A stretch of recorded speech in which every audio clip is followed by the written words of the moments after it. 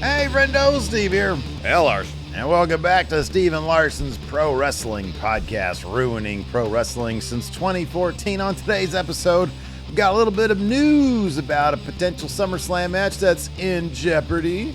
And also, we've got the second to last Smackdown before SummerSlam, where they honored Hulk Hogan upon his passing. So we're going to talk about that. The matches that have been added officially to SummerSlam, and some that have been added to the Smackdown before SummerSlam because they ain't got enough heat, I guess, behind them. So we're going to talk about all that. Of course, SummerSlam's coming up this weekend, so we will be doing our live watch-along, and then afterwards we'll be doing our review. And yeah, so hopefully you guys will join us for that. The Big Predictions Challenge begins this coming weekend. Today, I am focused on two things, this show right here, and then getting the prize ready. I'll be doing the shirt hat reveal, or whatever the situation is. It's summertime. This is the big party of the summer. Oh, come on. Tank top, man. I'm thinking tank top, maybe a custom jersey. There we go. Some sunglasses, like some sort of summertime hat situation. I don't know what people wear in the summertime for hats. Like a bucket hat? Maybe is that a thing? Do they do that? It was a thing for a while. In the summertime, they do bucket hats? Okay. Yeah, it keeps the sun out of your face. Okay, cool. Right on. Then maybe a bucket hat, a jersey, and some sunglasses. There we go. Or a beach towel. I don't know what it's going to be. In any event, there we go. I'm going to whip up something cool for the friendos. Whoever wins the predictions challenge for August and dethrones the guy who dethroned me. Big deal. Huge deal, even. And the only way you can join the Predictions Challenge, if you're not already a channel member or a patron, then become a channel member or a patron. Click join right here, youtube.com/Steven Larson, or you do the patreon.com/Steven Larson. Click on the Friendo Club set up there. All right, man, so what match is going to be in jeopardy? Before we get to that, I don't know what it is, but like the last 3 days, my tricep will just randomly start twitching. Yeah, because you do too much. I've told you this a million times. You do too much. Now look what happens. I don't know what you're putting in your body these days. Probably not good, though. No, I eat really well. I watched the tea. I watched the superstar Billy Graham Dark Side of the Ring. Oh, I'm not doing a thing where I take what he was taking and lay and feel my muscles grow. I don't do that. I think maybe that's a possibility. That's what's happening right now. No, I don't think so. Muscles are growing. I don't think so. Big roid freak, Larson. I mean, if that were the case, I feel like I'd be so much huger. I'm not. You're like, you know what? I was inspired by the Hulkster watching Smackdown, so I decided to just do steroid after steroid. Those are literally words that would never come out of my mouth. Anyways, let's talk about SummerSlam, this huge match which may be in jeopardy. So there's apparently a situation developing with Drew McIntyre that he posted about on Twitter, where he's having some travel issues and he's currently stuck in England. And that could mean he could miss SummerSlam. Of course, Drew, who's slated to tag with Logan Paul against Randall Keith Orton and Jelly Roll, stated in the video he posted on Twitter the following, quote, "It's quite the week I've had. You want to know how it's been capped off? I can't get back in America. They wouldn't let me board my flight. Look at the scenic countryside. Does that look like an American scenic countryside? No, I'm in England, still at my buddy's wedding. He continues planning to go back, train for SummerSlam, but no. I got blocked." And he explains how his wife and himself walked up to the gate, and they said, to check in, and they said to him, "You don't have your U.S. passport." He says apparently the agent at the gate said, "I know who you are. I know you've lived there for a long time, but no way, we can't let you in the country, buddy."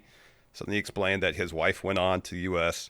to look after their sick cat while he remains in England dealing with these travel issues, which he blamed on Jelly Roll. Yeah, this cracked me up, man, because I watched this video. I was like, oh, shit, really? He's stuck there? And it is a beautiful scenic countryside that he's in. You can't get that here in the States. Yeah, it's gorgeous. I mean, we have cows here, obviously. A lot of cows. But usually when we have cows, they're like herded in these mass fields. And these cows are also inspired by Hulk Hogan. Just juice to the gills. Juice to the gills. Go through Coalinga or Kettleman City here in California. You see these giant cows. Swaths of these factory farms with all these poor cows being stuffed in such a small area. Oh, and remember one time we were driving south from here and I was a kid and the cows busted loose. We're walking across I-5. What you gonna do, brother? When Muamania runs wild on Baby Larson with the beard. He says, what changed this trip? And he blames it on Jelly Roll. He says, somebody's got connections. You got your 15 minutes of fame right now. You can get away with some stuff. You realize when I took my shirt off on Smackdown, he says, oh my God, all that aura, I'm screwed. He said, so you're going to screw up my training for SummerSlam week? I can tell you one thing, when this is all over, I'm going to get back. I'm going to drop you, Jelly Roll. I'm going to make you pay. And then he said, there's a good chance I don't make that. This is in the caption. He says, there's a good chance I don't make SummerSlam. So Fightful Select tried to get to the bottom of all this, and they confirmed that he has legit travel issues, but that WWE officials were confident it will be rectified. You would think, Larson, one phone call. I'm sure Triple H has a direct line. I know that dude has got all sorts of issues right there, but you think one phone call, hey man, I know you got it bad right now. There's this list I hear about, but I mean, I'm sure the current president has that South Park episode just stuck in his head on repeat. Oh, living rent free in there. So yeah, hey, I know you got a lot going on, but our dude's over there, maybe you can get them on a plane over here. I know you're used to doing the other way, like getting people on planes and putting them in other places that they don't belong. But maybe we can do the opposite and bring Drew over here so that SummerSlam won't be a bummer slam. Yeah, I would imagine that Drew would one way or another make it back in time. How quickly can like some sort of really fast boat cross? Obviously much slower than a plane. Yes, obviously. Do they have to do the boats that cross? This is a great question. Do the boats that cross the Atlantic, does it have to be like a bigger boat, or can you take one of them really fast, smaller boats? Like a speedboat? I'm sure that goes through a lot of gas. So, is there a place somewhere in the middle of the Atlantic you can stop and refill your speedboat? A solar powered, yeah. Are there depots or like gas stations on the way? I mean, dude, how many miles do you think a speedboat can go on a full tank? Like 10? That shit rips, right? 25 or 50 at most, yeah. I'm really curious. Are there any speedboat aficionados in our comments? That can illuminate like how many miles per be gallon 100, you get for but I'd be surprised. Yeah, I would be too for a speedboat. And also, is there any gas stations in the Atlantic that one could stop at and refill their maritime vehicle? Like a Texaco or whatever that situation would be. Yeah. BP maybe. Maybe. British Petrol. Yeah. So maybe. Yeah, I don't know. These are questions we need to have answered, and that's why we have the friendos out there that can answer these questions too for us. This is us trying to get to the bottom of things. How do we get Drew over here? I mean, again, plain, most efficient way. Yeah, clearly. We have the answers there. But if that can't happen, if they have to smuggle him out on speedboat like in Miami Vice, is that going to be a thing? Because the slow boat, if you take just a regular boat, that's going to take like 3 months. For sure more than a week. What if they go with the slow boat for a certain amount of time? Oh, it's like a relay, and then transfer him to speedboat for the final leg of the journey. Yeah, that's good too. I was trying to think of some situation where you line up a bunch of speedboats and one runs out of gas. Oh, like a relay. You get on the other, and then that meets up with the other. But then how do you get the speedboats out there in the first place? Exactly. They're going to use a bunch of gas getting to that point. That doesn't make any sense. No, anyways. I think we're overthinking this. Yeah, that's not. Hey, you know what? That's a YP, not an MP. Your guys' problem, not our problem. It'd be great. Hey, if he didn't show up, if he couldn't be there, and they do the thing where it's just like, Logan Paul, does he have a mystery partner? No, because he's a shitheel and nobody likes him. Yeah. And so it's just Randy Orton and Jelly Roll beating the shit out of him for 15 minutes. Yeah, that might be more satisfying than what we're going to get, which is probably Drew McIntyre losing, Yeah, right, exactly. Speaking of which, we'll be doing our predictions for that tomorrow over at the Friendo Club Wrestling channel. But first, let's talk about Smackdown, see if we got any illumination in terms of what might go down at SummerSlam. They went full on pretty much with the Hulk Hogan tribute. Not surprising. I mean, the guy was a pretty big deal there. And, Cody in his promo mentioned complicated feelings about all that, which is understandable. But, they did the thing where they did the 10 bell. They had a really wonderful video package that Triple H narrated And then everybody stood there on the stage, kind of front and center, of course, Bruce Pritchard, which was great to see. Yeah, it was Cody, and then it was, I think Sergeant Slaughter was out there, B. Brian Blair. Yeah, Briscoe was out there. Briscoe was out there. Pritchard. Jimmy Hart. Oh yeah, of course, Jimmy Hart. Yeah, a lot of Hogan's longtime friends, Jimmy Hart, B. Brian Blair. Yeah. So yeah, that was nice for fans of the Hulkster. They got a 10-bell salute. Triple H says, "Ladies and gentlemen, yesterday we lost one of the global recognized icons in the world. A man I grew up watching, fortunate enough to share the ring with, and like so many, call each other friends. He captivated millions and inspired them around globe. We would not be standing right here, all of us, if not for him. So please help us honor him now as we give a 10-bell salute to Terry Bollea, the one, the only, the immortal Hulk Hogan, brother." And we got a really nice video tribute to Hulkamania and all that kind of shit.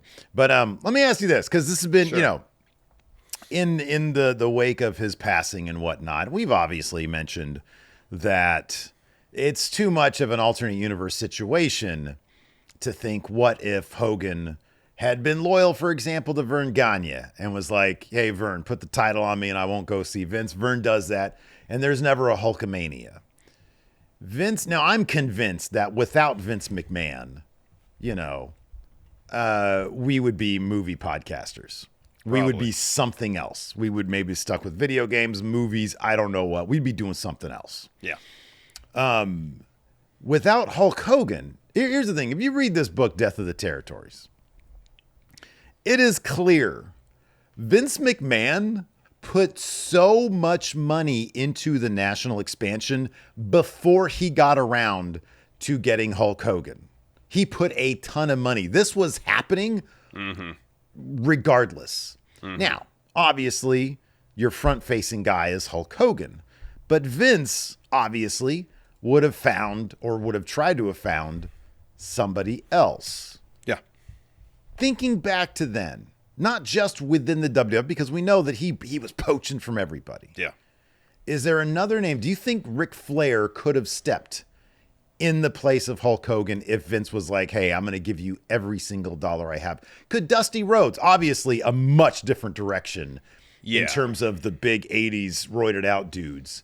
Yeah. Is there another name that you think possibly could have ensured that we kept our jobs here in an alternate universe? When we did our talked about Hogan's passing on Thursday, someone in comments mentioned Dusty Rhodes as an option. Dusty for sure had the charisma and the promo ability, big time. I mean, at the same time, it's hard to disassociate Hogan from 80s WWE because he seemed, in a lot of respects, to encapsulate what Vince was all about in terms of how he wanted to present his product. He had every imaginable aspect that was put all together. The next closest thing, and this would be 2 years off, would be Randy Savage, because he had the physique. Yeah. He wasn't as tall as Hogan. No, but he wasn't. He had the look. Presence, yeah. He had the presence. He had the crazy, promos and all that kind of stuff. He was a little bit on the, a little out there side in terms of the promos, not quite to the degree, Hogan, he'd look right into the camera and basically grab you with his charisma and his promos. Savage would grab you, but in kind of a different way. And I don't know if that would have been the same type of thing or if they could have anchored with Savage. I don't know. I don't know either. It's really hard to say. At that point, by 1984, 85, I feel like Flair was so associated with the NWA and how they approach things. And, he was still, for the better part of the 80s, he was a heel, and the way NWA did things in terms of touring the territories was still kind of antithetical to what Vince was trying to do, which was have babyface champion at the center of the company and just throw a bunch of heels at his direction as challengers, as opposed to the NWA, which did the inverse. You had your heel champion, and then in individual territories, they'd build up their top babyface to challenge heel champion, which I guess from a territory perspective probably benefited the individual territories because, hey, we're building up this babyface to challenge Flair. Yeah. Our top babyface, if he's going to lose, is going to go in our time limit draw with Flair, he looks like $1 million for further establishing our top babyface as a moneymaker in our territory, so on and so forth. Eventually, the top babyface in whatever territory, the NWA would say, all right, you're going to be champion for a bit, only for Flair to eventually get it back. And Vince and Hogan did the opposite thing, where Hogan had the belt forever, and, hey, it's Piper, it's Orndorff. You can list off. Well, it was the template that his dad set up. I mean, Bruno was a babyface for 25 years he was champion. Yeah, for the first 13 years of the company, he's pretty much champion for a majority of that. Backlund for 5. It was Pedro Morales as well. The New York way of doing it was that way. Yeah. And he expanded that on a national level. So I don't know. I don't know if Flair fits kind of because also what Vince was trying to do. You think of other guys around that time. And even Magnum TA was a little bit after that. But and I wonder, because when you look at Hogan pre-WWF, it wasn't there, the sort of super intensity wasn't there. He had the look, he clearly had the promo, but it wasn't until he got to WWF that really got amped up to 11. And so I wonder if he would have taken, if he would have tried it with a Magnum TA. Mm-hmm. Great look to the guy, but also very, the way they did things then in the NWA, in the territories in the South, was more of a low-key approach. You look at Jerry Lawler in Memphis, and he's talking like I am right now. He's just talking like a normal dude, but, with cock of the walk type guy. And then when things would get intense, then he would, raise his voice. But it certainly wasn't the let me tell you something, brother stuff. And I wonder if somebody that we don't think of that now would have adapted their style to that, and and who that would be. I wonder if a situation, I know, especially in WWF, our idea of Piper is of a heel, but you have someone there who definitely has the promo ability and the charisma of a Hogan. Mm-hmm, yeah. Not the same, stature as Hogan, obviously. Mm-hmm. But perhaps Piper is somebody that Vince could have seen as potentially a babyface who could kind of carry the company. And you kind of see why Hogan was unique, because he was huge. He's a big dude. And it is wild, because I'm at the point now in that book, finally, where WWF is firing all cylinders. And the disparity, because it's a fairly dry read, but it's still interesting because it's a lot of data in terms of WWF was doing these numbers, and so Crockett would counter in this territory with this, and the Hogan shows were so wildly more profitable than the ones that WWF would run without him. I mean, he was a game changer in so many ways. It was unreal. When you actually look at the attendance numbers, mm-hmm. When Hogan was there, it was 15,000 sell out. When he wasn't there, they'd be lucky to do 3,000. Yeah. He was a massive difference maker for attendance back then. And so, they really got the right formula with him. And I'm just sort of wondering, and obviously, like I said, it's two alternate universe to really understand. Yeah. But if there was somebody who had even close to his size and ability to get that camera charisma through, the TV sets, if there was anybody else who could have adapted the let me tell you something style of promo that they had him do back then, say your prayers and, eat your vitamins and all that, and, milk and whatnot. Yeah. So I don't know. Interesting question. Let us know in the comments below what y'all think about that. Yeah. Also on SmackDown, we had Cody drop a promo. You mentioned that he referenced Hogan, said promo. And then once again, because I feel like he did this leading up to WrestleMania too, Cody wants to face the real John Cena at SummerSlam. He doesn't want heel John Cena. He wants some sort of doppelganger out there. Babyface John Cena to face him at SummerSlam. Apparently, Cody has not been following the product, because Cena, despite little teases maybe, doesn't seem terribly inclined to go back to hustle, loyalty, and respect. So this is actually Cody, if nothing else, a strategic mastermind. We saw how he was able to turn a literal broken arm into a tactical advantage against Brock Lesnar. We've seen that. That's because Michael Cole said it was a tactical advantage. Doesn't necessarily mean it was. If I'm not mistaken, Cody Rhodes came out of that on top. I mean, he did, so I guess I'm proven wrong there. John Cena. Cody Rhodes says, I want the real John Cena. Not this John Cena now that's winning. I want the John Cena who lost matches for 2,000 straight days. Yeah. I want the John Cena who hadn't won a match in the WWE for years until he turned heel. That's the John Cena that I want. Smart move on his part because that's losing John Cena.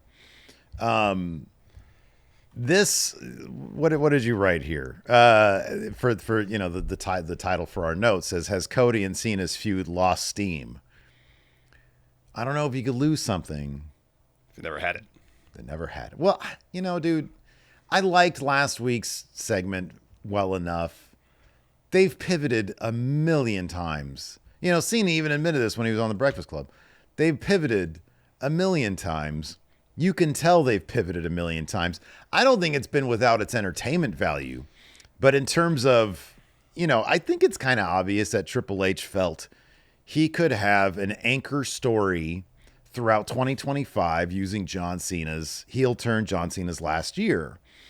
And maybe it was in the writing was on the wall the second Travis Scott's music hit during the main event of WrestleMania. Maybe the writing was on the wall when The Rock showed up. They set something up, and then The Rock was not going to show up at WrestleMania. But seemingly they have kept on searching and searching and searching for something. And now we've landed on John Cena's he's a chicken shit heel where he doesn't want to fight. We've lost the idea of he's going to ruin wrestling. Now we're just on straight up cowardly heel. And Cody Rhodes doesn't want to fight that. He wants the John Cena we all knew and loved, who hasn't really been seen since his U.S. title run. Yeah. Almost 10 years ago. Yeah.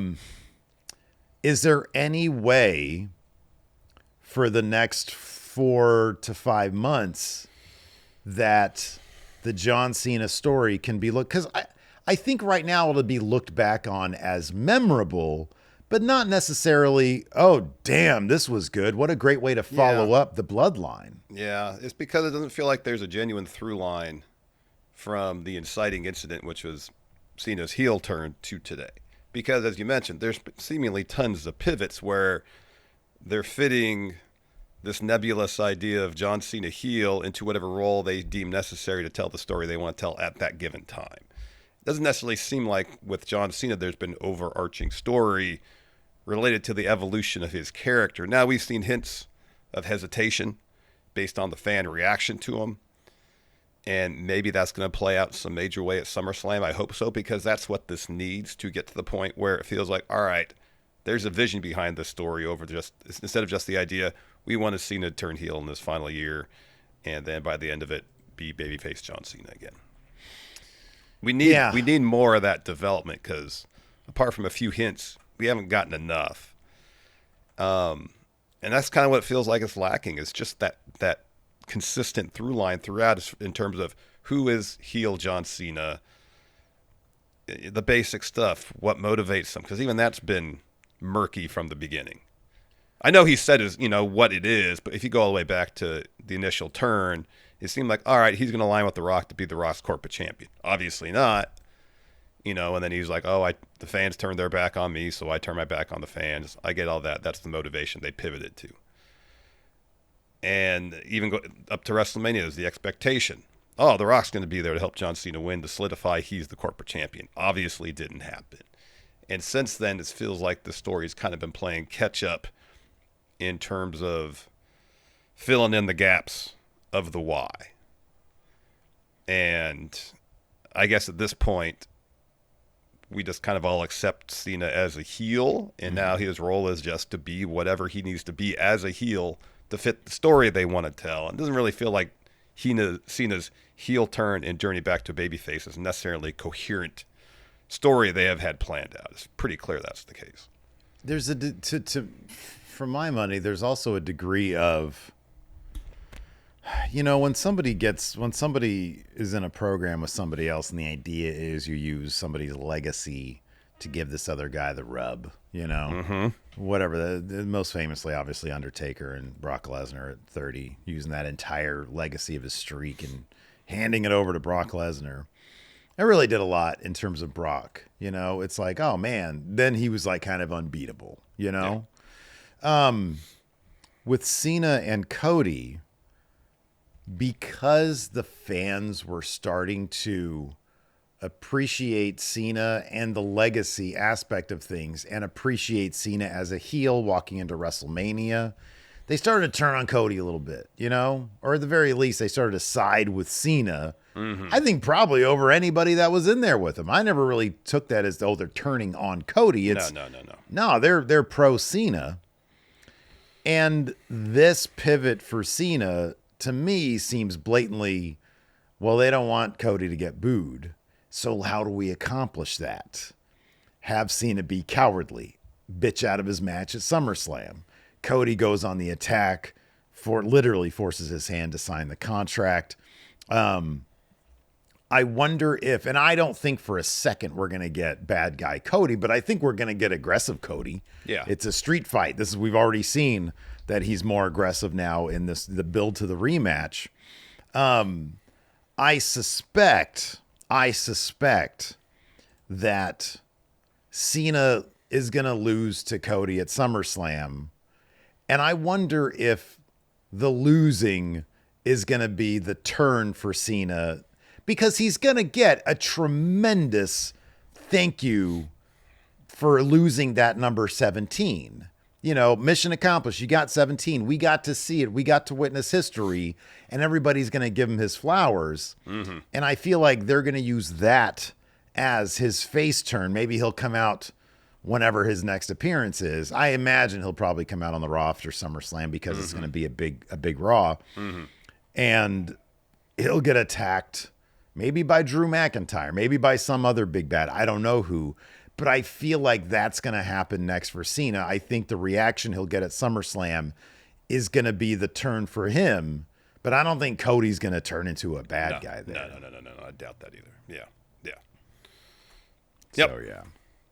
So let's get into it. So the Cody promo kind of kicked off the second hour of the show. He comes to the ring, says yesterday, WWE and pro wrestling lost one of its giants in Hulk Hogan. I know emotions around it are complicated, but what isn't is his contributions to WWE wrestling and entertainment as a whole. They are staggering and indisputable. For me to get to stand here and call myself a superstar, I want to say thank you, Hulk Hogan. He moves on. Says now at Cleveland there are street fights, and then there's what's going to happen at SummerSlam. Not talking virtue or victory, we're talking violence. That's what virtue demands, doing the right thing, but doesn't always look like the right thing.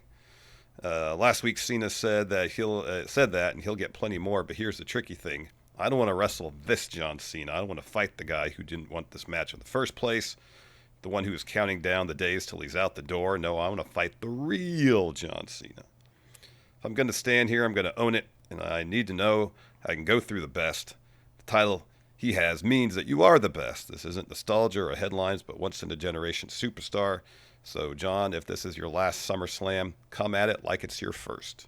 Come talk to Stu. Wear the title the right way. Run to the ring. I want all the hustle, loyalty, and respect so I can beat it out of you.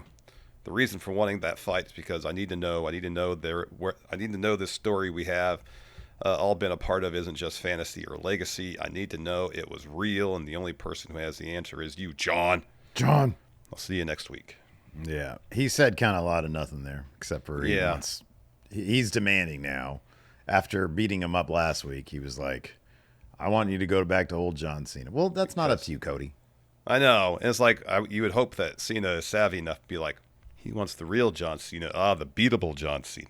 Yeah, right. Yeah, exactly. I can't give him that. It's a street fight. Old John Cena wouldn't. Well, I mean, old John Cena rained a bunch of steel chairs on poor Wade Barrett. So yeah, literally buried him under steel chairs. Yeah, I did. We're getting more of this Charlotte and Alexa Bliss inching closer to becoming actual friends. So we had Charlotte join her for her match against Roxanne Perez with some pom-poms. And we get that match. During the match, I think it was like a suicide? No, oh my God, no, it was a fucking Twisted Bliss from the top onto Raquel. Because Raquel, so she had an opportunity, Alexa did, to drop a Twisted Bliss on Roxanne Perez and guarantee herself the win. Instead, she noticed at ringside, Raquel and Charlotte were getting into it because Charlotte had Alexa's back a little bit earlier, and Raquel was about to powerbomb her, or do something.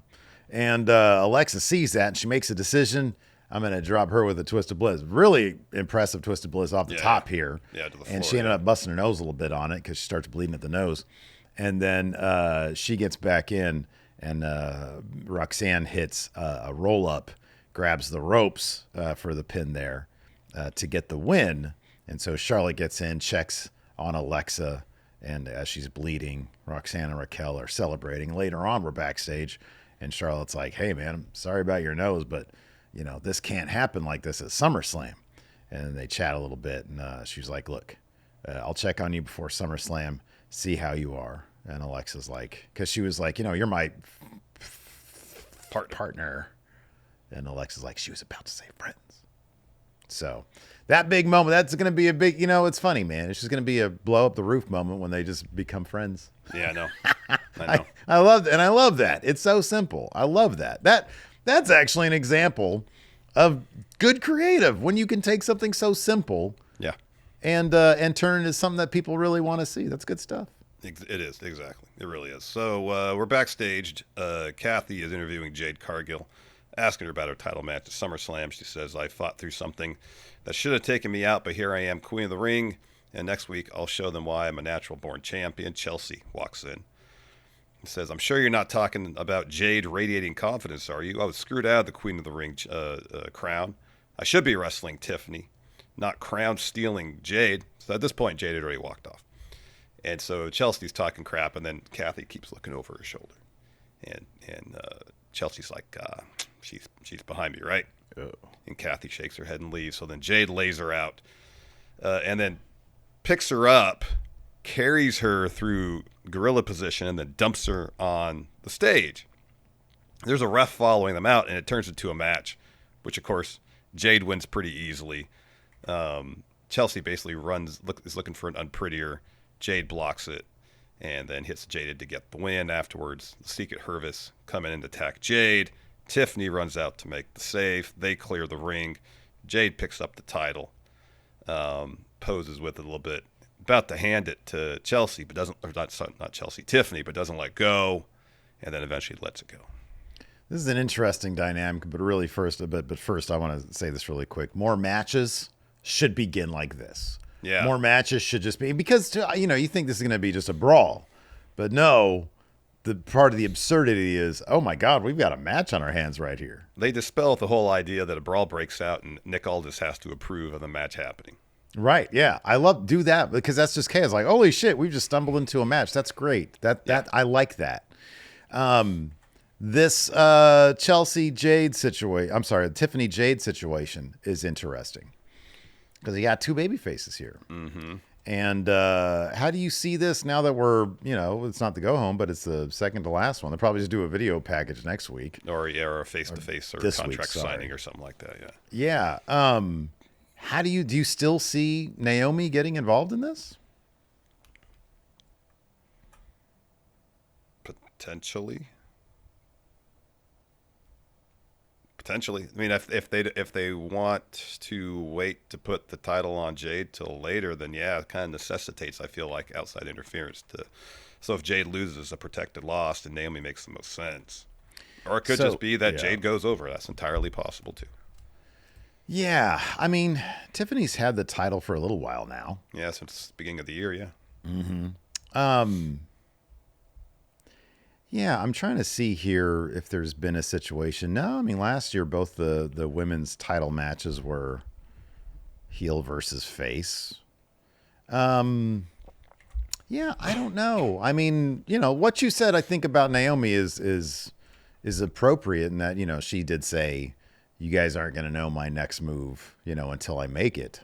But she also did seem to indicate that she was sort of done with the business of SmackDown. Yeah. So I don't know, because here's one thing, and I know heels don't ever care about this. They don't really think ahead too often, but you do that, you poke that particular bear, it's going to come back and bite you in the ass. Oh yeah. You know? Which could be a reason why the storyline they would do it, so that Jade would come back and wonk the triple threat, which is a no DQ. So yeah, I don't know. My gut tells me Jade just goes over clean. I hesitate to think that they're going to have Tiffany go heel after that. Yeah. But you got this draft coming up. Maybe the idea is, hey, she's going to head over to Raw. We've got some ideas for WrestleMania next year with some of the matchups that we want. Let's shuffle the deck via the draft if that still happens.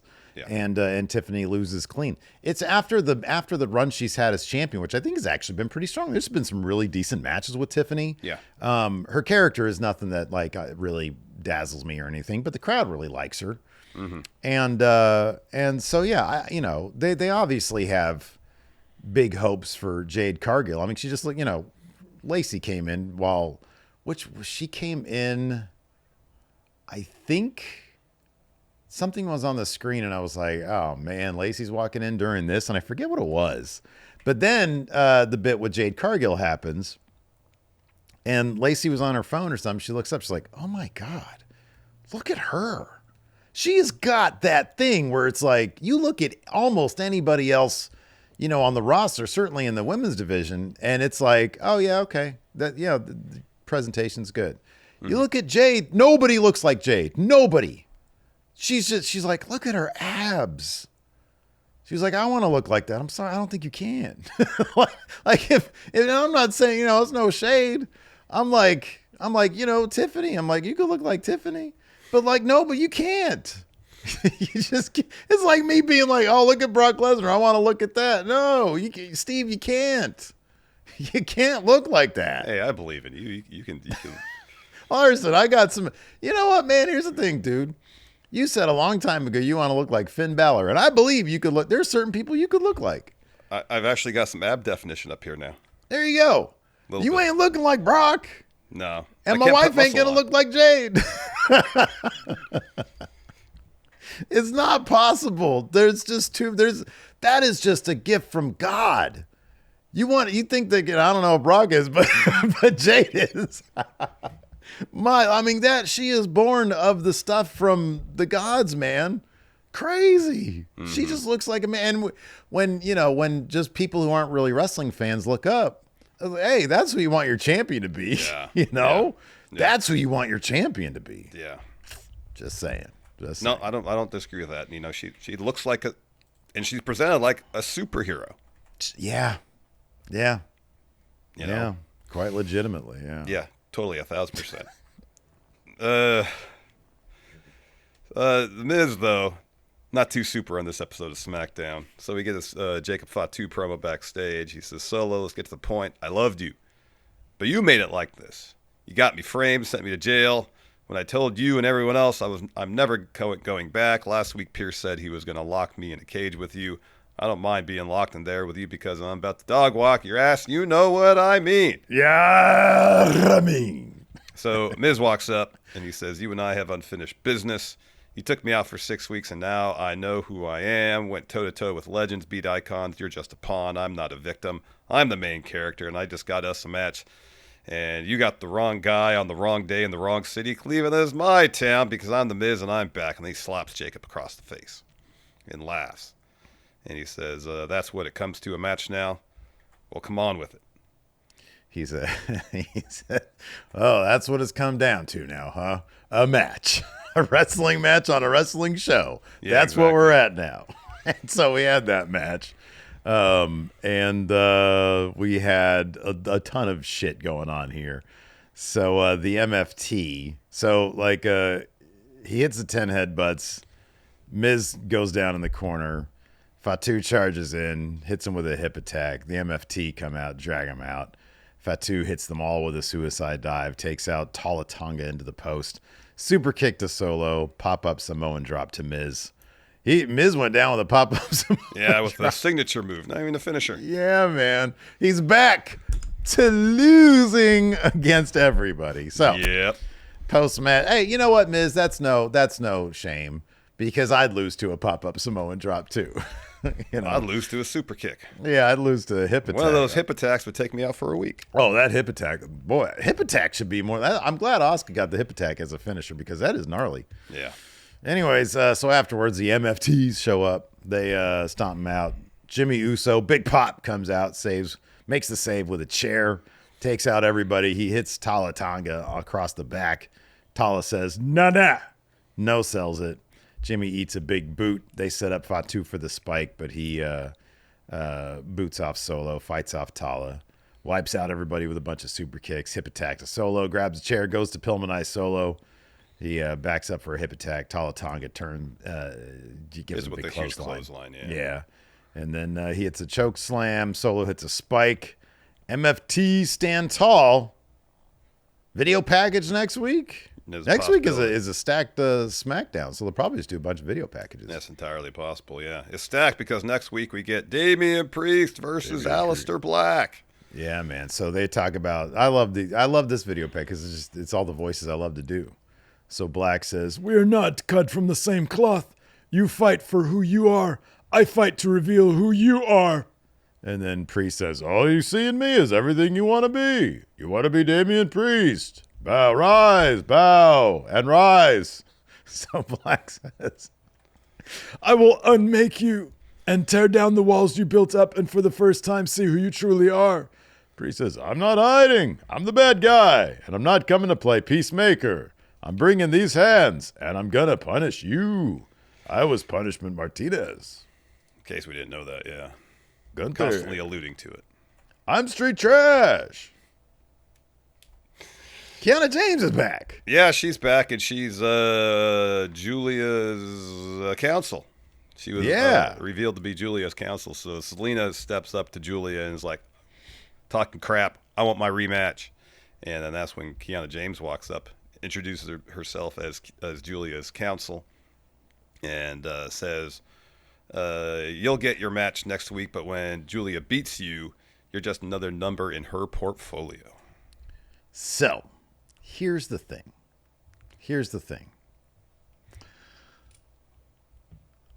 I like Kiana James. Yeah. And I want her to do well. I feel like they might got this backwards, though. Julia, she kind of loses a little bit of aura by having a manager, by having she don't need a mouthpiece. You know? She doesn't need that. No. It's kind of, I'm like, I don't know. But I will give it plenty of time. I'll see if it works. But my first impression is she don't need this. I think Kiana, I like the personality that she showed.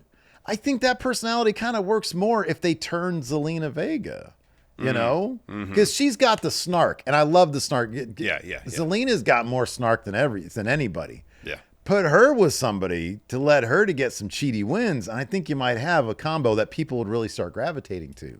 Yeah. Putting her with Julia, I don't know. I got to see it. I got to see the chemistry first. Yeah, it's dependent on their chemistry, obviously. And as far as... And I know this is not the same thing Kiana was doing in NXT, but, you know, there's similarities. I just don't know for her as a singles competitor what the ceiling is as, you know, whether it's like in NXT, she was a real estate investor, or here, I guess, lawyer. I just don't know, like, it's a vocational gimmick, more or less, and I just don't know what the ceiling is for that when the eventual split happens. I appreciate that it is a vocational gimmick that's a little more broad than real estate developer. Real estate developer is a very specific thing. They develop real estate. Yeah, and I don't know how that necessarily applies to the world of pro wrestling. Right. A lawyer, well, you just, you pass the bar. You have a lot of options in front of you. Yeah. So... I understand that aspect, but again, as a vocational gimmick, I don't know. This doesn't seem like the ceiling's terribly high. Yeah, I don't know. I mean, anybody, if you got the right amount of charisma, personality, character, and story, you can bust out of whatever vocational gimmick you got. But as far as a start, put her with the hottest thing, Although I don't think Julia's going to make it because that match is on Smackdown next week, I think, isn't it? Julia versus Zelina Vega. That match isn't on the SummerSlam card now. It's not on the Summer, so it looks like they're going 12 matches? Yeah, 6 per night per perhaps. Because unless they make something more on Raw and then SmackDown, but they made the 12th one On with SmackDown, the tag match. Yeah. And then they put the other stuff that I think could be, it's like Priest versus Aleister Black. I was like, it's kind of, maybe this can be on the loaded on the SmackDown before, and that's what it's on. And then they did end up conglomerating the tag match, the Roman and Jay. Yeah. That's a tag match that Bronson Reed's going to eat the pin on. Yep. We had a Logan Paul Jelly Roll. So, nobody ever told me Jelly Roll was a 10 out of 10 promo. Yeah, he's a good promo. This dude did really well. This guy's a better promo than The Undertaker. Larson Undertaker was in wrestling for like 65 years. I don't disagree with any of that. This was crazy. So he's a better promo than Logan Paul is. What's that? He's a better promo than Logan Paul. Logan Paul just comes out and just talks the same boring trash all the time. It's not interesting. Yeah. Look, I'll give credit where credit's due. He doesn't stumble around. Logan doesn't stumble. No, he's competent on the mic, but his material is just not good. He's better than a lot of people on the roster. He's better than a lot of people on the roster. His actual substance is weak. I 1,000% agree with that. The substance is weak. Every once in a while he's got a decent one-liner. So the way SmackDown kicked off was Logan Paul shows up. He has a live episode of Impulsive happening in the ring. He's in Cleveland. It's his home. They still boo him. He says, this city raised me, but this city did not make me. I made this city. He says, I know what y'all are thinking. Oh, he's from Cleveland. He's just like us. False. You and I have nothing in common. He says, I made it out. You didn't. He says, but tonight isn't about me. It's about the community. I'm giving it back. He says, tonight I'm giving Cleveland a once-in-a-lifetime opportunity to see Impulsive TV live. He says, I'm bringing out the Human Donut Roll who made a mockery of our business. See, Human Donut Roll, it's a funny line. He says, I'll show that Kentucky Fried Convict what a real host looks like. Show what a real inspiration to his hometown looks like. That brings out Jelly Roll. Oh, boy. This guy's got some steam. He says, stop the music, because he's got his own theme music of him singing. He says, don't got to play that song for Logan to know who his daddy is. Did I hear you say inspiration? You think you're an inspiration? The only thing you've inspired is little asshole kids filming themselves being assholes. That was a good line. That was a good line. I'm sick of you talking about Cleveland like they actually like you. Logan interrupts, says, this is my show. Shut your mouth. Show some respect. I brought you out here to let you know you're getting in the ring with two of WWE's finest. Logan Paul, the moment maker, and his 6'7", 300-pound giant I get to tag in, and Randy Orton gets to tag in you. He says, other than a few cheap shots, you got nothing. Who the hell do you think you are? Jelly Roll says, I'm the guy fixing to put you in a body bag and send you back to Westlake. What really pisses me off about you ain't struggled one day in your life. A silver spoon kid your whole life, Logan. I ain't getting in here just for me, but to represent, of course, Triple H. Loves his you people babyface promos. He said, this is what you got to do. You got to go out there and say you're doing it for them, and they're all like you and you're like them. And he's like, Triple H, every babyface does that. He does what he got to do as a babyface. Anyways, he says, I'm representing every poor kid that had a dream they thought would never happen and got picked on by high school jocks like you. I'm getting here to bring light to the ring. You've only ever brought a ring light. I'm here because I've been a WWE fan my entire life. See, they're doing the blueprint. You got to show the people that you're a fan. They're doing it right. Why couldn't they? Well, I guess Travis Scott maybe didn't want to do that shit. But Jelly Roll, they got the Bad Bunny blueprint. Yep. You got it down. He says, I've been a fan my entire life. They represented me and every single one of us. You make fun of my story. My story's inspired millions and millions. Logan says, yeah, rednecks around the world.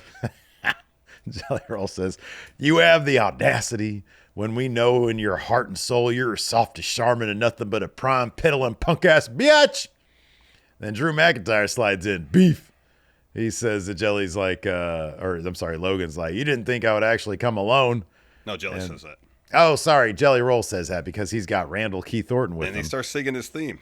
Yeah. I hear voices in my head. I will be honest with you.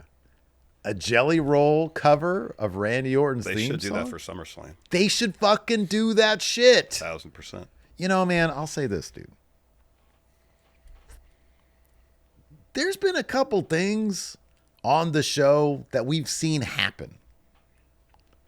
Maybe somebody's paying attention. So if anybody's paying attention, a Jelly Roll cover of Randy Orton's theme? For SummerSlam, yeah. Come on, it's a no-brainer. Yeah, you got to do that. You got to do that. So they start brawling. Drew and Orton are down on the floor. I think Randy gets set into the post. For sure, Drew pokes him in the eyes. Yeah, that's what it is. He goes after Jelly Roll. He's got him ready for some ground and pound, but then he lets Logan do it. So Logan is just hammering Jelly Roll with some punches. And then Randy pulls Drew out of the ring, stomps him against the barricade. Jelly Roll makes a comeback, hits some punches, a back elbow, shoulder tackle, and then a boss man slam. I like they called it a black hole slam, too. Yeah. I like that. Well, he called it both, but yeah, I like that. Shout out to Abyss. Yep. So then he and Orton stand tall. So you got to expect Drew and Logan will assuming Drew gets back in time, get the upper hand next week.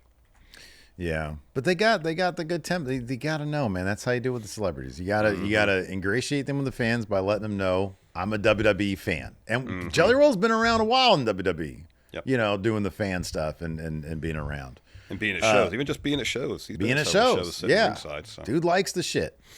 You got to show that they can do something cool physically, you know? And it's like, hey, this guy, he's kind of a bigger dude. I know he's lost weight and he's in better shape now, but he's not going to be like Bad Bunny doing crazy shit. But hey, you will always get over with a boss man slam. Yeah. And so you can do some cool shit. And then, he did the Kimmel show. I thought that was a really cool bit for them too. Show that you're all in on it. Show that you're enthusiastic about it, you know? Buy into the tropes and make the story make sense as to why the celebrity's involved. I don't really think they've done that here. But they actually tried. They did do the setup and all that business. So yeah, I think they've adhered to the celebrity blueprint to make it work. This match, it's not going to be a bathroom break for me. I mean, it literally can't. But in terms of philosophically, metaphorically, I'm actually kind of looking forward. It might be fun. You know, is it a waste of Drew McIntyre? Probably. But so who do you think's eating the pin on this? Probably Logan Paul. Any chance Drew and Logan win? Probably not, right? I suppose there's a chance, but probably not. Yeah, I can't see it. No. Anyways. So then the tag team stuff. It was the title match was the main event. Before that, though, we get an Andrade and Rey Fénix video package talking about defending Lucha Libre and how they are money. I like that they don't really want to deal there. It's like $1 billion company, but clearly they don't want to deal with permits to film stuff. Yeah. So they go to the most secluded, nothing extravagant, but they're like, we are money, but like nothing about the setup besides the car behind them. Nice car. Yeah. But then like a lot with like overgrown weeds. Yeah. Yeah, exactly. There's just some vacant lot. Where nobody's going to hassle them about, what are you guys doing out here? You got permits to film this stuff? Yeah, right. No say. So then Ray says, we're on different levels and only a matter of time before gold is around our waist. And Andrade says, we are the standard. Ray follows with, we are money. So then we get a Street Profits interview backstage. Kathy asks them about the tag title match tonight. They say the Wyatts are a different kind of enemy. They need to be dealt with in a different way. But why weren't we in the qualifier last week?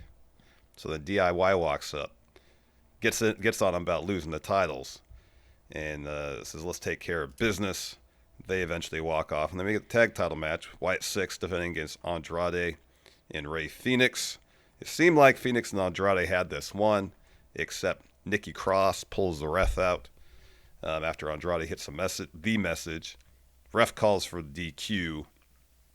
So then the entire tag division just descends on the ring and it's mayhem. It's a huge brawl. Then DIY brings Aldis out. They get taken out by Fraxium. Wyatts get taken out by Ford leaping over the ring post. Dawkins in there as well hits a tope. So Aldis says, I've had enough. It's obvious to me and everyone. You're hell-bent on destroying each other over these tag titles. So you didn't get out of your system the first time. So here's what's going to happen. TLC match for the tag titles at SummerSlam. So then everybody starts brawling again. Huge fight. Like every official and security guard from the locker room pours out to try to break it up. And it ends with Ciampa diving onto everybody as the show goes off the air. Yeah, man. That is going to be still in the show, I will guarantee you. And I'm glad that it's a SummerSlam. What do you think the Raw tag division is feeling right now, man? I think the most efficient way of saying it is left out. They're going to get probably maybe a decent match on the Raw after SummerSlam. Yeah, perhaps. Yeah, LWO. They're not getting their tag title shot tonight. Will probably be the Raw after SummerSlam. Oh, that's right. It's the LWO. They're the number one contenders. Wow. All right, that's your Smackdown, everybody. Would you like to answer? Would you like to look at the television, Mr. Lee? Oh, I'll answer some questions. Okay. Jesse Helsius says, "Is it a cosmic coincidence?" Oh, we talked about that before. Is this the right question thread? You're in the wrong question thread. Anyways, Luis says, "Would you guys consider the Bubble Lakers a legitimate championship?" Yeah. Oh shit! I didn't post one. I'm gonna hop onto the Patreon one. All right, there you go. Sorry, YouTubers. So the 2020 championship Laker team, legitimate championship or no? Oh yeah, 1,000%. Yeah, I actually love what LeBron said about the bubble. He said there was nothing to focus on except for basketball. He said it was the most pure version of basketball there was. Arguably, the 2020 championship was like the greatest accomplishment in the history of basketball because no distractions. It was pure basketball. I'm joking there, but I thought that was really interesting that he said that. Yeah. Mr. Sinister says, will you guys ever do an episode of answering every question on the question thread like Steve does on his Russell Juice channel? You know, sometimes if there's a question that's asked in the question thread that we've already kind of addressed on the show, then we obviously don't ask that question. But everyone, I don't know. Maybe. We'll see. So the difference, here's the difference is this. Like, we post up the question thread morning of, maybe day before. And so we generally only have it's a different situation. So I'll just let you know, because I know you don't know.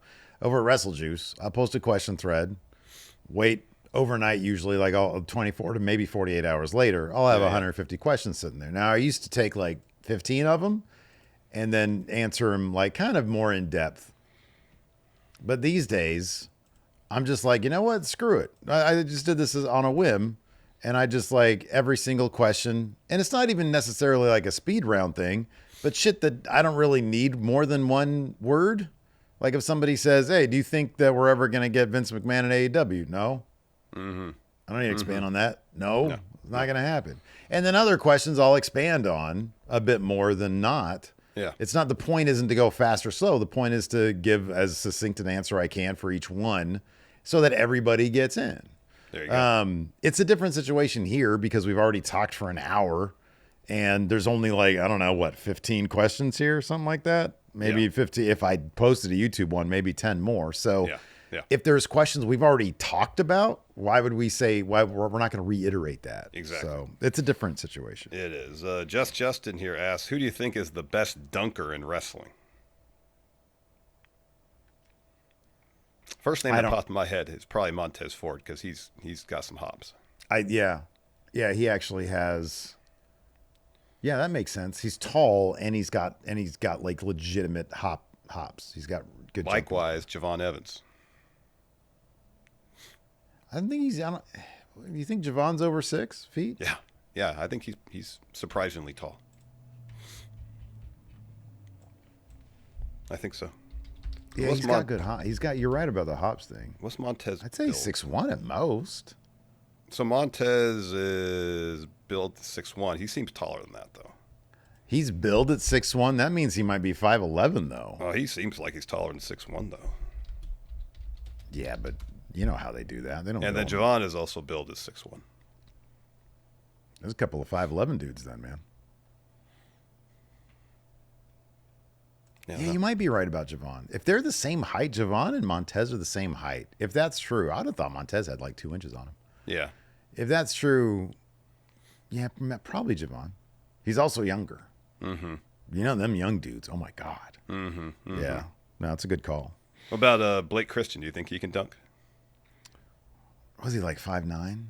Yeah, he's not as tall as Javon. I mean, that 70-year-old is like 5'9". I think he was on the verge. Yeah. So he's got hops. You know, you say he's got hops. You keep saying, "Oh, this will never happen." Steve can't have a body like Brock Lesnar, but then there's that 79-year-old dude who's training to dunk again. Yeah, I think I could do that. You think you could dunk before I can look like Brock Lesnar? Yeah. Mm-hmm. Mm-hmm. I physically can't grow 4 inches. Well, I mean, you'd be, like because that's muscularity 4 inches short. Dude, come on, that's genetics. Some of that is just you're just born like that shit, you know? muscle on muscle on muscle. So, I mean, unless I'm taking some of the shit that those cows are taking, Yeah. then, I mean, even then, I don't know. It depends what you were taking. Even if I took like the most significant, if I took like fucking Steve Rogers, super serum, Yeah. then maybe I'll have a chance at looking like Brock. There's a chance there. Yeah, but that's like fictional. But no, I'd dunk before I'd look like Brock. Oh yeah, oh my God, I can't. It's not physically possible. I don't know. I feel like you could. It would take a lot of work. All the work in the world wouldn't get me there. I don't know. I mean, look, to your point, it's good to have aspirations. It's good to have goals. But sometimes you're just not realistic. I'm just going to say that right now to you. You're not. I do. You cannot know. I have no aspirations to be built like Brock Lesnar because I don't want to be that huge. You cannot know. I do know. Can't happen. Physically impossible. For me or for you? Either of us. Oh, either of us. We'll see. We'll see. We'll see. What does that mean? You gonna start doing roids, man? No, absolutely not. You gonna start injecting me with roids? I mean, there's a better chance of that happening than me taking them. Hey, brother, help me out. It's like, hey, look the other way. What's that over there? We're sitting there on the basketball court. You can bust out a syringe. I'm like, what is that? Get some of that Balco stuff that you just rub on. Where's somebody get me the number to George Sahorian? Get that guy on the phone. Give me some of the good stuff. Jacob Underwood says, given the trash build for SummerSlam, which would be a better defense of the odd creative that Rollins really got hurt messing up plans, or they did this for a surprise cash? I don't think the overall kind of meh build to SummerSlam is completely dependent on whatever's going on with Seth Rollins. I think there's just too much stuff they had to link up to SummerSlam they had to get in, and so nothing's getting like a really satisfying build. I think some of it, you've mentioned this before, I think some of it had to do with they had a show 3 weeks ago. Yeah. And then before that, the show 2 weeks before that. They had 2 shows 3 weeks ago. They had 2. Yep. And then they had a show right before that. Yeah. So, it's too much. It's too. And then Roman just came back. Jesus, could talk about contractual obligations. Yeah. Come back for a tag match, Oos. Yep. Sean here asked, with the Oakland A's temporarily playing at Sutter Health Park in Sacramento until they move to Vegas, have you had a chance to go to a game? No. I don't know if I want to. Yeah, I don't know how I'd feel about all that business either. If the Sacramento Kings got sold to Vegas and then they were playing, if they were playing over here at the Orangevale Community Center, maybe I'd go to that. See, that's the thing, is that the idea of watching Major League Baseball at such a tiny park. Yeah. Yeah, that's interesting. Mm-hmm. But at the same time, I don't want to give the A's owner my money, so. Yeah, right. Yeah. Yeah, I'd feel burnt by that. If we're moving to Seattle and they're like, hey, come check us out. Remember how sad we thought the last game here in Sacramento was? Everybody was just crying. I don't want to be part of that. Yeah. Phantom Driver asks, who is a celebrity you think would mesh well within the world of wrestling? LeBron James. I don't know. Really? I don't know. Like, he wouldn't even meet with The Undertaker. Well, yeah, that's heat. Heat right there. Yeah, I don't know. I don't know if he'd mesh well. He's so conscious of how he's presented that I don't know. Do you have another answer?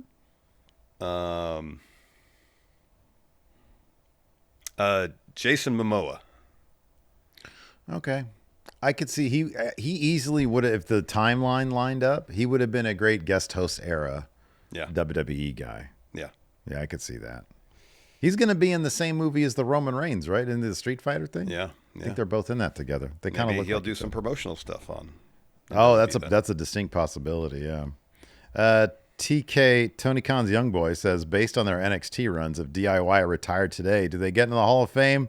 Everybody gets into the Hall of Fame. It depends how much Triple H really liked them. Nate Cruz here says, if you could choose any music star from any genre throughout history to have a quality WWE feud, who would you choose? Any music star from any era to have a quality WWE feud. Wait, okay. Do we say is this feud with a wrestler? Yeah. I'm gonna say Neil Young feuds with Michael Hayes. Interesting. That's good. Southern man, Yeah, better. that's good. You know. That's And then just them pretty- other so- dudes. What was that's a he? pretty decent Neil Young there. Sweet Home Alabama. That was the diss track then to response. Neil Yep. Young. Yep. Old school diss track. You know, man, boy, old school diss tracks really tickle my fancy. Yeah. The fact that three Beatles, the three Beatles, really, all had diss tracks on each other, and then they'd like have like George would come and do some guitar on like a John track to kind of stick it to Paul. Yeah. I love that shit. I'm gonna say Henry Rollins. Good one. He just wrestles in his shorts he wears when he plays live. Yeah, that's good. Gosh, who'd be a good feud for Henry Rollins? I mean, what dude? It'd be CM Punk, who'd have Ian MacKay in his corner. There you go. Yeah. There you go. Straight Edge Society against Henry Rollins. I remember Henry. It was an interview. I think it was on that. What was it? What was it called? Hardcore USA, something like that. Oh, that documentary. American Hardcore. I think it was Yeah. called American Hardcore. Yeah. Great documentary. And Rollins would. I think it was on there. He'd be like, "Yeah, we didn't have any money when we were first, doing the scene there in DC. I think it was." And he was like, "So our dinner would be beer. Yeah. It would just be a 6-pack." Yeah. But then you got the Straight Edge Society. They're not about that life. No. Rob Christofferson says, "What album upon first listen blew you away so much it fundamentally changed you in some way?" I don't know. Probably OK Computer. Yeah, that's a good answer. Because gosh darn it. That or Kid A. Golly, turning on that first track on Kid A. Mm-hmm. Boy, that's a trip. Let's see. Oh, here we go. Swag Burglar says, "Oh, this is an easy one. Which move would you rather take? Tongaloa's chops or Jelly Roll's shoulder tackle? Shoulder tackle, you got to bump. Yeah, Tongaloa's chops. Yeah. I don't bump. I'm not doing that. Greg Morris says, "What R-rated movie did you watch way too young?" RoboCop. Excalibur. Oh, is that pretty brutal? Oh yeah. Oh wow. I don't know if I've seen that. It's a great movie. Is there beheadings in it? Are there heads getting chopped off? No, it's less for the violence and some of the other content. Oh man. They got titties in it? I think so. I mean, I'm pretty sure Excalibur was rated. Okay, rated wait R. a second. Hold on a second. If it doesn't have gore and you're not sure if it has boobies in it, like what? You'll have to watch. I don't want to get into it. Is here, it a but you hog fest? No, you just have to watch the movie. Okay, all right. There's Boy. some messed up stuff that as a kid I didn't understand. I watched again as an adult. I was like, oh my gosh. Oh, okay. All right. I think I might follow you a little bit here. All right. Yeah, that and then the Doors. I remember watching the Doors. There's a scene where like an elevator door opens and Morrison's getting full head. And my parents were right behind me. Oh man, like I don't get they would show me like back then, like fucking RoboCop. Parents, really? Yeah, no, my dad let us watch RoboCop. My dad took us to Total Recall in the theaters. Yeah, that's a screwed up movie, but like the absurdity of Total Recall kind of. Oh yeah. But like RoboCop is just it's like Red Foreman just annihilating this poor cop. Yeah. And it's like I don't have sympathy for cops very often, but goddamn, this poor guy. Murphy was just doing his job. This guy blows laughingly. That's the thing that got me is the dude was laughing about it. He was like, no, and he blows his hand off, and Murphy just watches his hand blow up. Jesus. And then they just annihilate the guy. I'm like, oh my God. Yeah, that was rough. Yeah, that's pretty messed up. Let's see here. Jack Cleworth says, which wrestler do you believe could eat the most glizzies? I'm trying to eat healthy now. So last night at the shop, I went to at Winco. They got a little vegan area. I got some like fucking fake ass glizzies. I'm gonna try them tonight. I'm gonna try. Not yet. Yeah, I don't know. Probably gonna taste like shit. Yeah, that's one thing that they haven't really been able to get a decent facsimile of is fake meat. Yeah. Yeah. Otis is the answer as far as to eat the most hot dogs. It's Otis. Yeah, I agree with that. Let's see here. Timor asks, what changes would you make to the matches on each night of SummerSlam? What matches would you move around? Let me bring it up, and I'll tell you. Let's see here. Oh, that's the wrong one. 2024, 2025. We are in 2025. Okay. Let's see here. Oh, one thing we didn't talk about. Holy shit, man. You see that pop that Dom Mysterio got at in the build to AAA, to Triple Mania? Mm-hmm. And when he was revealed and he attacked, oh my God, that crowd went nuts. Yeah. Crazy for him. Yeah. So it's going to be, what is it? Vikingo versus El Grande Americano, Dom Mysterio and Dragon Lee. Wow. That's the match. Wow. That's a loaded match there. It's a WWE loaded match is what it is. Yeah. But that crowd went fucking apeshit for Dom. Yeah. Do you like Dom's odds for winning the Mega Championship? That'd be something else if he did. Although, I don't know. I mean, I know earlier this year, I thought there was a decent chance that Grande could beat Vikingo for that title and then have them do a rematch at like maybe Survivor Series. Yeah. But now I don't know if it doesn't seem likely that's going to happen. I mean, I'd have to see more of the build, but I would suspect this is just a match that Vikingo would win, probably pin Dragon Lee. Yeah, I mean, that's my one reservation. When I saw this, I was like, oh, that's a lot of WWE. Yeah. It's a lot of WWE in that match. And I know, look, I understand, look, we paid attention to AAA for a long time. We understand that oftentimes AAA would bring in, and look, I don't know, the deal I don't think is closed yet, but I think it's probably close to being closed. I know they're cool bringing in, especially for the Mega Championship, they'd bring in all sorts of people. Kenny Omega had the title for like fucking ages. Yeah. And so that's not outside the, what they would do. But like instead of Dragon Lee, bring in a clown or a Pagano or, somebody else. Yeah. Yeah. Apparently not Alberto. Alberto No. had a loser leaves town match. I think they booted him out. Which he lost? But yeah. Yeah. So anyway, what would you change about a SummerSlam match on each night? Oh, that's right. Sorry, I got sidetracked there. It's all good. Let's see here. I would, let's see here. Boy, oh boy.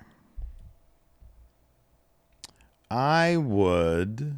Here's what I would do. For Yeah. Cena versus Cody, not a street fight, a ladder match. Oh, well, Jesus Christ. You want to see John Cena climb a ladder? Yeah. I don't want to see, because if he climbs it, Cody's going to push him off. I do not want to see that guy. Yeah. Well, that's not a given. They don't have to do that spot. So you just want to see a shitty ladder match? Well, I mean, it just seems to make sense with the title being a huge part of what Cena does in terms of winning matches. Hey, we're going to take that out of the equation. We're going to put it above the ring. This is what you do. Now, this is what you do. I'm just going to go ahead and make your idea, but better.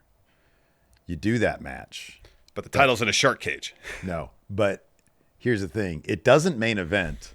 And right after it, the match after is the Smackdown TLC match. There we go. I'm sorry. No, opposite. TLC first, and then Cena Cody ladder match. So you get the really good ladder match, and then you have the ladder match after. They have to follow that shit. There we go. Because that's going to be good. Yeah, I don't know, man. I mean, whatever. It's like, I'm looking at it. I probably, this is what I would do. Naomi, Rhea, Io would main event night 1 or night 2. I mean, like, being realistic, they're not going to have anything but Cody, Cena main event night 2. Yeah. So you'd have Naomi, Rhea, Io main event night 1. And then Gunther Punk would open night 1. Yeah. Reigns is going to main event night 1 because it's sort of what he does. Oh, I don't know. What do you think is going to... Oh, you think Punk Gunther's going to main event night 1? I think Punk Gunther's going to main event night 1, yeah. Boy, I don't know about that. It's Roman Reigns. I know, but it's a tag match, too, with nothing on the line. There's no stakes. I mean, that was the case with Mania this year. They main event at night 1. But it was Punk's, Roman, and Seth. Yeah, dude. Jey Uso is more popular than Seth and CM Punk combined. Well, I think I'm joking, but maybe not. His pops are debatable, huge. but I don't. Yeah, I know they're huge, but I don't know. The biggest issue is obviously there's no fucking LA Knight. Yeah, that is an issue. Anywhere to be found. Most popular guy. No LA Knight. Yeah. Wait. Yeah. Nah. Huh?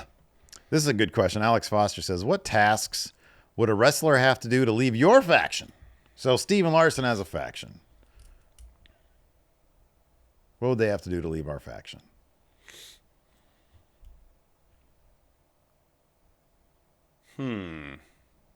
Because like in the no quarter catch crew, you got to beat the head guy. Yeah, you got to beat Charlie Dempsey.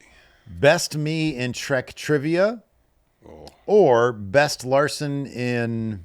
No, this is it. They have to best both of us on the basketball court. It's a game of 21 or a series of 21, and if it's a single game, they got to win. Tips? No tips. We don't play tips. Okay. Unless you want to play tips. Even better, you find like an 8-foot rim, we play dunk tips. Oh, dunk tips. Yeah. Okay. All right. Oh. That's what it is. All right. I think we got most of them. I think we got most of these. Yeah. Oh, here we go. Sebastian, can you predict what the big spot in the tag team TLC match is going to be? Everybody in the match on one ladder. Like everybody, including the ref. Like 11 people. Yeah. And then the ladder falls. Who pushes the ladder over then?